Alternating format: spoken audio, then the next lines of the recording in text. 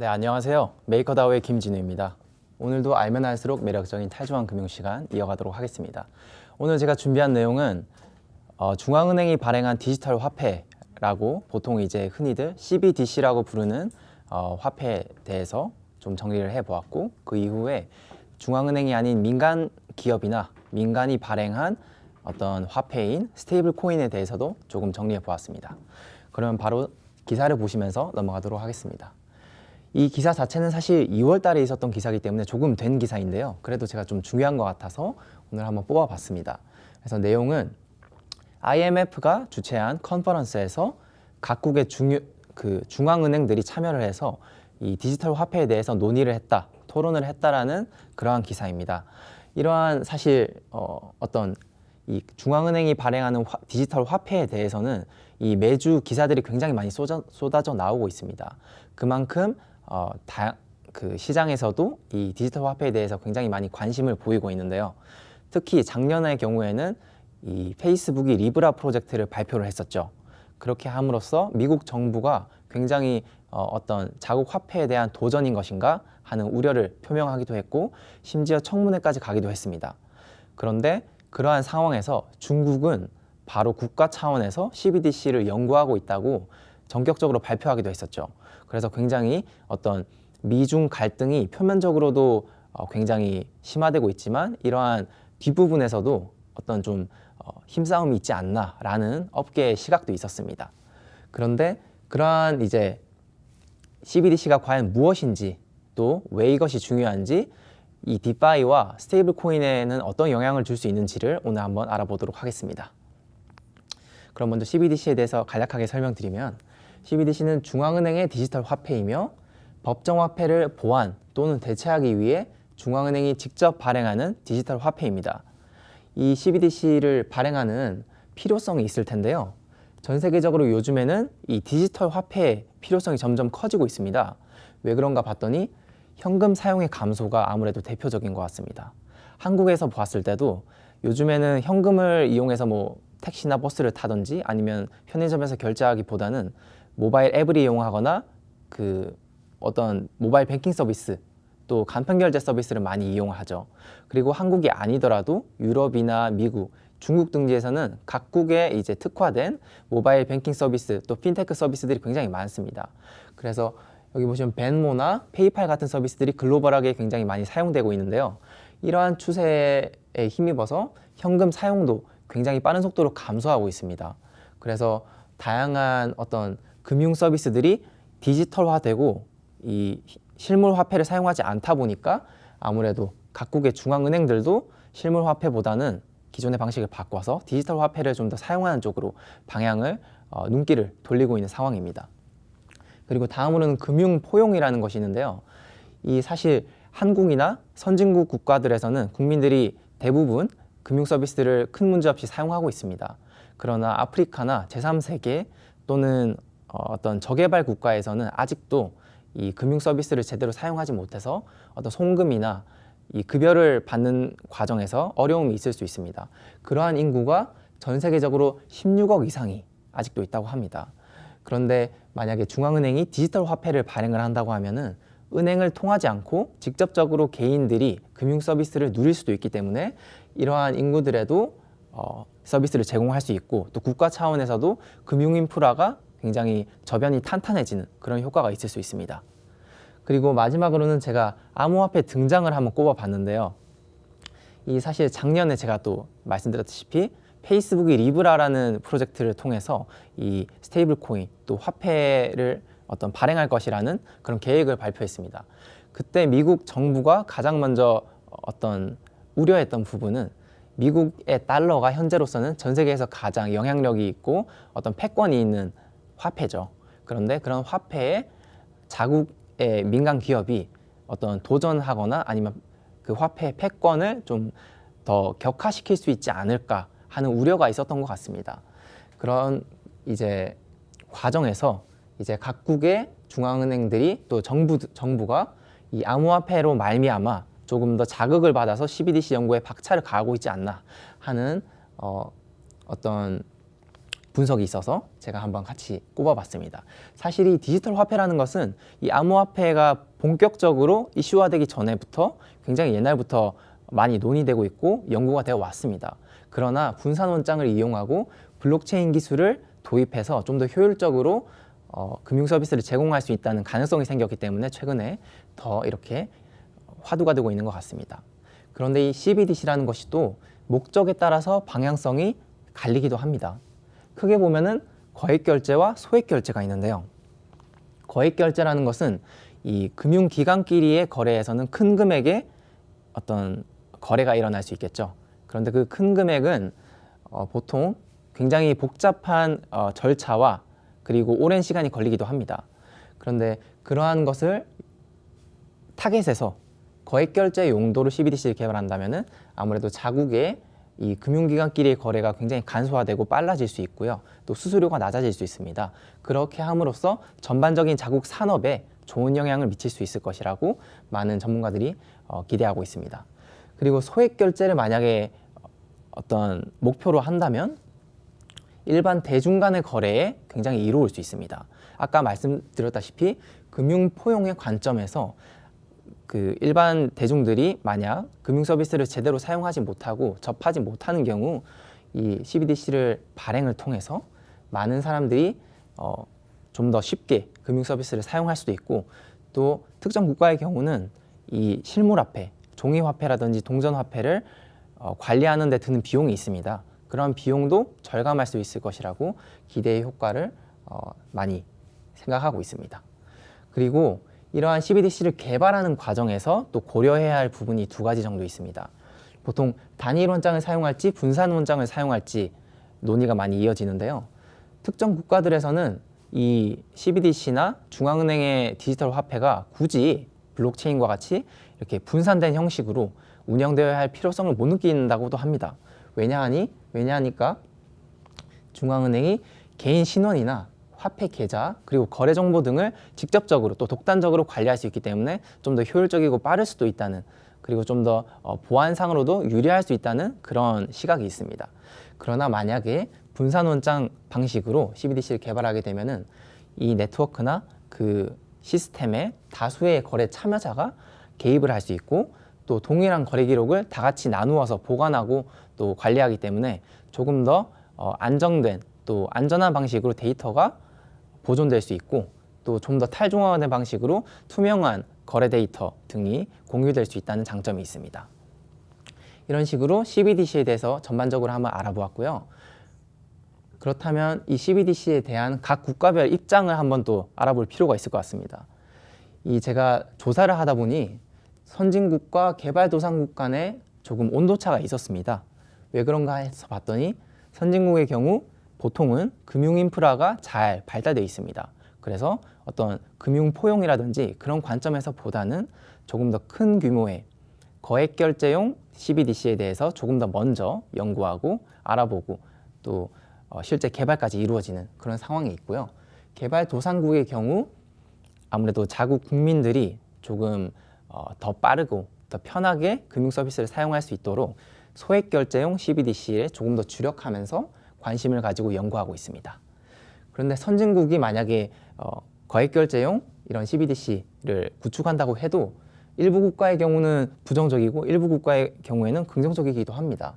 그래서 대표적으로 미국이 좀 부정적인 입장을 가지고 있는데요. 왜 그런가 봤더니 역시 달러가 이 글로벌하게 굉장히 패권을 보유하고 있고 좋은 위치를 가지고 있다 보니까 추가적으로 어떤 CBDC라는 것을 발행을 해서 많은 비용이 소모되고 초기 구축 비용이 많이 들어가서 미국의 입장에서는 아직은 큰 어떤 메리트가 없다, 장점이 안 보인다라고 판단할 수 있습니다.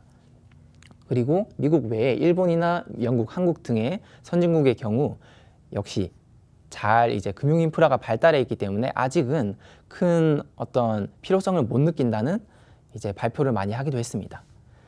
그런데 같은 선진국인데도 중국의 경우는 좀 다르죠.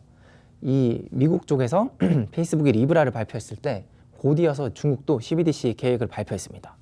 이러한 것을 보면은 어떤 단순히 이 금융 인프라나 어떤 금융 서비스적 관점에서 CBDC를 개발한다기보다는 국가 간 이해관계도 조금 걸쳐 있는 것 같습니다. 그래서 중국의 경우 위안화가 아직 글로벌하게 달러보다는 조금 위상이 낮을 수 있기 때문에 그러한 부분을 의식해서 디지털 화폐에서는 먼저 시장을 선점해서 이 좋은 위치를 차지하려는 그런 목적도 있지 않을까 예상해 볼 수 있습니다. 그런 관점에서 또 프랑스나 캐나다, 싱가포르, 러시아 등 다양한 국가에서 이제 CBDC를 연구하고 개발하고 있는 상황입니다. 그리고 개발도상국의 경우는 보통 베네수엘라나 태국 같이 아직은 이 금융 인프라가 조금은 덜 개발된 그런 국가에서 또 국민들이 이 금융 시스템에 대해서 어떨 때는 조금 덜 신뢰하는 경우도 있습니다. 그런 경우에는 오히려 CBDC를 소액 결제용으로 개발해서 국민들의 신뢰를 더 제고할 수도 있고 또 좀 더 손쉬운 서비스를 제공할 수도 있기 때문에 개발도상국에는 조금 더 급진적으로 개발을 하고 있는 상황인 것 같습니다. 그리고 이 앞서 계속 말씀드렸다시피 CBDC 도입 의지에는 아무래도 자국 화폐의 패권이 가장 중요한 요소일 것 같고요. 그리고 미중 경쟁 구도도 큰 역할을 하고 있습니다. 그리고 금융 인프라의 경우도 역시 우리 한국의 경우도 역시 금융 인프라가 굉장히 잘 발달되어 있기 때문에 한국은행이 아직은 연구는 하고 있지만 큰 필요성을 느끼진 않는다라고 발표하기도 했습니다. 그리고 추구하는 방향에서 보면은 분산 원장을 사용할지 중앙화된 시스템인 단일 원장을 사용할지를 많이들 고민하고 있는 상황입니다. 그리고 탈중앙 암호화폐와의 관계는 이 중앙은행이 발행하는 디지털 화폐 외에 민간이 발행하는 화폐도 있습니다. 그걸 이제 스테이블 코인이라고 제가 지금 설명드릴 건데요. 그런 이제 화폐를 의식해서 조금 더 이러한 국가들이 더 빠르게 연구를 진행하고 있는 그런 영향도 받고 있습니다. 그리고 거액인지 소액 결제인지 용도에 따라서 각 국가마다 다른 입장을 취하는 상황입니다. 이런 식으로 CBDC에 대한 설명과 각 국가들의 입장을 한번 알아보았고요. 다음으로 중앙은행이 아닌 민간이 발행하는 암호화폐인 어떤 디지털 화폐인 스테이블 코인에 대해서 한번 알아보겠습니다. 이것은 크게 세 가지로 나뉘는데요. 하나는 법정화폐 담보 스테이블 코인, 다음으로는 암호화폐 담보 스테이블 코인, 그 다음으로는 무담보 스테이블 코인이 있습니다. 먼저 법정화폐 담보 스테이블 코인을 보면 대부분 이제 미국 달러나 중국 위안화를 기반으로 한 스테이블 코인을 제공하고 있습니다. 그래서 각 화폐에 연동되어서 일정한 가치를 유지하는 것이 핵심입니다. 그런데 법정화폐 담보 스테이블 코인의 경우는 높은 유동성과 거래량 그리고 직관적인 작동 방식을 가지고 있기 때문에 보통 코인마켓캡에서 시가총액도 크고 많이들 알려져 있습니다. 그리고 보유한 법정화폐를 은행에 예치해서 그 가치만큼 발행하는 아주 직관적인 방식을 사용하고 있기 때문에 사용자들이 조금 더 쉽게 다가갈 수 있다는 장점이 있습니다. 또 그렇기 때문에 아무래도 중앙화된 플랫폼에서 더 쉽게 어떤 연동 서비스를 할 수도 있고 또 유저들에게도 좀 더 쉽게 제공할 수 있는 것 같습니다. 그래서 높은 거래량을 요구하는 중앙화 거래소 등지에서 이미 많이 사용되고 있고요. 특히 이러한 USDT 테더나 USDC, 박스 스탠다드 같은 이러한 암호화폐의 경우 여러 중앙화된 거래소에서 직접 운영을 하거나 발행을 하기도 합니다. 그래서 비트피넥스 같은 경우에는 USDT 테더의 발행사로도 굉장히 유명하고 코인베이스와 서클이 합작해서 만든 USDC도 있습니다. 그리고 바이낸스 같은 경우에도 자체 어떤 스테이블 코인을 보유하고 있죠. 이러한 중앙화된 거래소에서 발행하고 운영하는 경우가 많다는 거 참고해 주시고 또 중앙화된 운영 방식으로 이 암호화폐가 발행되고 운영되기 때문에 일각에서는 이 자산의 가치라든지 이 운영 방식이 굉장히 불투명하다. 그래서 어떤 블록체인이랑은 조금 맞지 않다라고 하는 사람들도 있습니다. 그러나 실제 거래량 측면에서 보면은 굉장히 많이 거래되고 있다는 점을 보면은 역시 블록체인 산업에서 뗄래야 뗄 수 없는 이제 스테이블 코인인 것 같습니다. 그리고 마지막으로 참고할 것은 미국과 중국을 중심으로 한 생태계를 양분이라고 했는데요.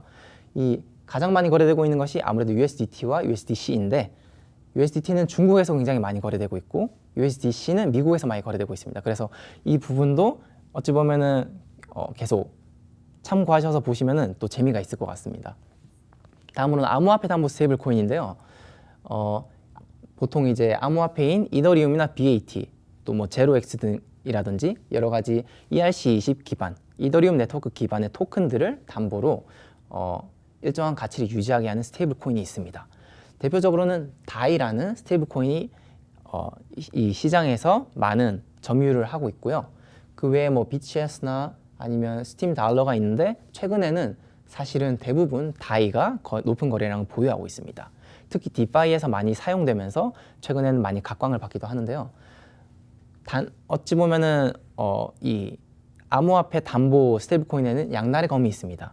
이 법정화폐를 담보로 하지 않아도 된다는 장점이 있으나 발행 시 반드시 초과 담보를 예치해야 된다는 것입니다. 한마디로 내가 발행하고자 하는 스테이블코인보다 더 많은 가치의 자산을 시스템 내에 묶어둬야 한다. 그래서 자산을 비효율적이게 운용해야 한다라는 의견도 있습니다. 그러나 이제 암호화폐를 직접적으로 사용을 해서 또 스테이블 코인을 사용할 수 있기 때문에 원하는 사람들은 계속 꾸준히 수요가 있는 상황입니다. 그리고 담보로 맡긴 기초자산의 가치가 변동할 수 있어서 그러한 리스크가 있고요. 다중 토큰 구조로 보통 채택해서 안정성을 기여하고 있습니다. 투명하고 타주화된 운영 방식을 말씀드리면 이 메이커다오를 예로 들면 이 거버넌스라는 구조가 있습니다. 그래서 커뮤니티가 메이커 자체 토큰을 이용해서 어떤 의사결정을 하던가 이 시스템의 전반적인 투표를 할 수 있습니다. 그래서 그 투표를 통해서 이자를 결정한다든지 아니면 예치했을 때 보상률을 결정하는 여러 가지 의견을 표명하기 때문에 좀 더 탈중화된 방식의 운영이라고 보통 얘기합니다. 그래서 스마트 계약을 또 이용하기 때문에 투명한 정보를 제공한다는 것은 어찌 보면 당연하다고 할 수 있겠죠. 그리고 블록체인 네트워크의 안정성 및 스마트 계약 리스크가 있는데요. 최근 이더리움 가격이 굉장히 많이 하락하면서 시스템 내에서 일부 트러블이 생기기도 했습니다. 그래서 굉장히 빠른 가치 하락으로 인해서 담보 자산의 청산이 이루어지거나 또 이더리움 네트워크가 혼잡해서 이 청산 과정에 조금 시간이 지연된 등 다양한 문제가 있었는데요. 이러한 부분에 있어서는 종속된 어떤 네트워크, 예를 들어서 이더리움 네트워크의 이 성능에 좀 기대는 부분이 있습니다. 그러나 만약 스마트 계약이 좀 더 정밀하고 섬세하게 잘 짜여진다면은 그러한 부분을 조금은 더 유연하게 헤쳐나갈 수 있지 않을까 기대하고 있습니다. 마지막으로 무담보 스테이블 코인인데요. 사실 베이시스라고 무담보 스테이블 코인 프로젝트가 있었고 한국에는 테라가 있습니다. 그런데 베이시스 같은 경우에는 미국의 SEC 법률 저촉에 의해서 사업이 이제 망하게 되는 그런 사건이 있었습니다. 그래서 오늘은 테라를 중심으로 제가 말씀을 드릴 텐데 테라의 경우 자체 이제 거버넌스 토큰인 루나 토큰도 있습니다. 그것을 이용해서 서로 스왑을 통해서 스테이블 코인의 가격을 안정화시키는 그런 구조를 가지고 있습니다. 비교적 투명하고 타중화된 운영 방식이라고 제가 말씀드리는데 앞서 말씀드린 메이커다오에 비해서는 조금 더 거버넌스가 선택할 수 있는 여러 가지 이제 의사결정 구조가 그렇게 많이는 아직은 다양하진 않은데 조금 더 성숙하게 되면은 더 탈중화된 운영 방식으로 나아갈 수 있지 않을까 기대하고 있습니다. 그리고 스마트 계약을 당연히 사용하기 때문에 투명한 정보가 제공이 된다는 게 아주 큰 장점이겠죠. 그리고 무담보로 이 스테이블 코인을 이용할 수 있기 때문에 사용자 측면에서는 조금 더 담보를 맡기지 않아도 사용할 수 있다는 것이 큰 장점으로 다가올 수도 있을 것 같습니다. 그리고 마지막으로 보면 스테이블 코인 가치 안정화에 기여하는 참여자에 대한 보상이 있습니다. 이 암호화폐 담보 스테이블 코인 역시 자체 토큰을 속아가면서 어떤 이 네트워크 기여자에 대해서 보상을 하기도 하는데요. 이 무담보 스테이블 코인의 경우도 화폐 주조 차익으로 보상을 하거나 거래 수수료, 스테이킹 등을 통해서 보상을 지급하고 있기도 합니다. 이렇게 해서 오늘 세 가지 스테이블 코인 종류를 제가 설명드리고 CBDC에 대해서도 설명을 드렸는데요. 앞으로 이 디파이라든지 스테이블 코인을 사용하실 때 이것이 왜 개발이 되었고 어떤 목적으로 주로 사용하는지를 한번 참고하시면 아마 의미 있는 그런 디파이 사용이 되실 것 같습니다. 그래서 오늘 알면 할수록 매력적인 탈중앙 금융은 이것으로 마치도록 하고요. 저는 메이커다오의 김준우였습니다. 감사합니다.